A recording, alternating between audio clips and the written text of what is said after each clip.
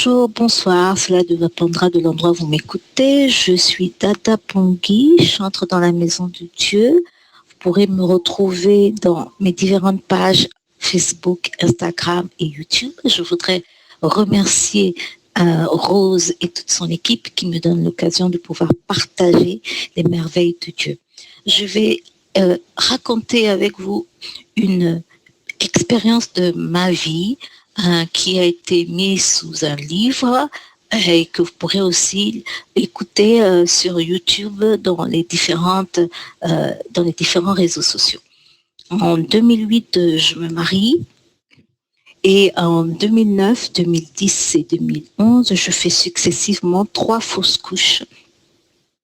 Et c'était des expériences extrêmement difficiles. Et à la suite de ces 3 fausses couches, je fais une synéchie sévère et je tombe dans une stérilité secondaire. Mon utérus étant totalement atrophié et il finit par disparaître dans mon ventre. Donc en 2011, je n'ai plus de règles, je n'ai plus d'utérus, je n'ai plus rien qui nous considère comme étant une femme et je n'ai pas la capacité de pouvoir enfanter.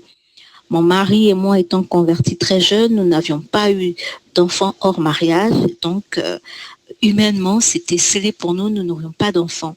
Nous continuons à servir le Seigneur, mon mari étant pasteur et moi-même, je servais le Seigneur dans sa maison en le louant et en exerçant le ministère prophétique.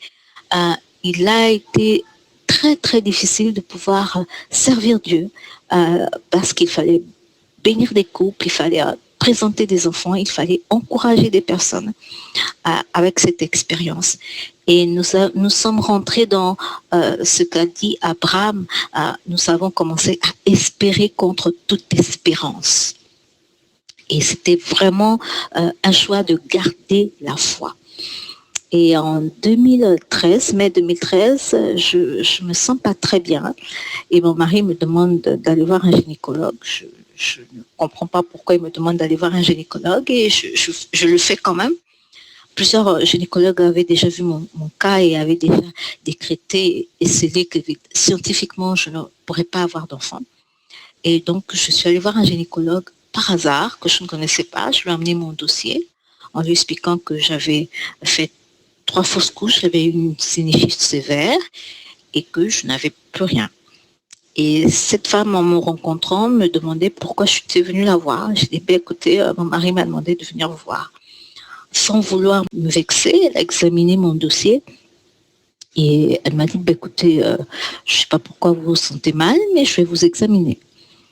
Alors, en m'examinant, elle regarde ce qui se passe dans mon ventre et en même temps, elle va sur la table où il y avait mon dossier, elle regarde mon dossier et elle revient, elle m'examine et je vois comment son visage change et elle me demande, elle m'avait déjà demandé précédemment quelle était ma date de règle et je n'en avais plus depuis 2011, nous étions en 2013 et donc elle était un peu perplexe en m'examinant, elle me dit, madame, votre utérus est gros et je lui dis, mais aux dernières nouvelles, je n'avais plus d'utérus.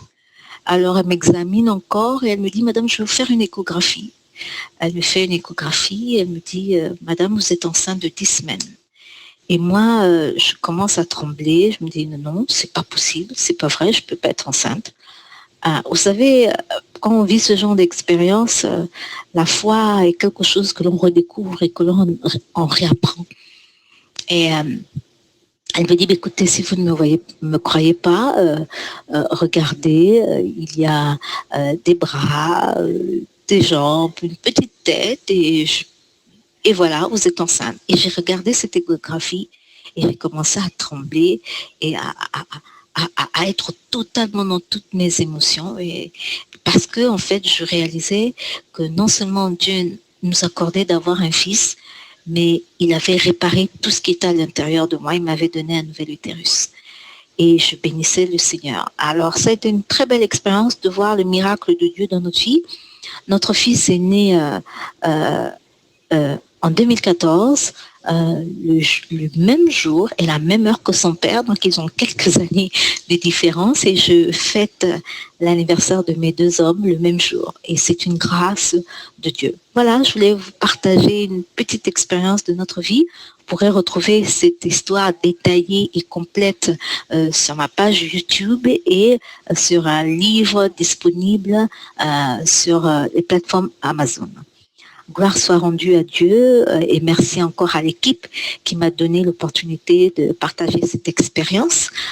Depuis lors, Dieu agit encore dans nos vies et agit toujours et il est bon. Et au-delà de ces temps difficiles, nous pouvons croire que Dieu est fidèle et il reste miraculeux. Bonne journée et bonne soirée à tous.